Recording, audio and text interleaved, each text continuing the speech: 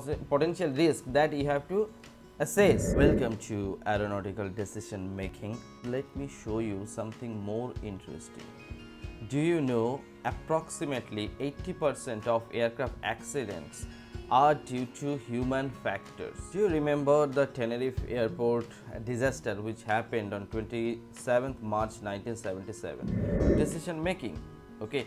Because the pilot took a wrong decision, he was not cleared for takeoff, or miscommunication, or 72 to 73% that is because of pilot error.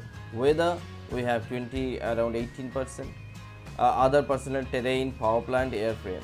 So these are very much. Now why this pilot factor is involved for these accidents? There are many factors. The number one is poor judgment. As you can see the KLM also. So this is also involved for air crash. Now perpetual misjudgment, inadequate pre-flight preparation or planning, improper operation of primary flight controls, and medical. So medical is very less, even 3%, around 3%.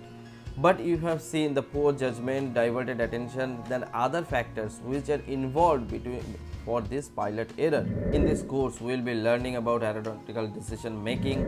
At the end of the course, you will be in a better position for judging yourself percentage of general aviation accidents.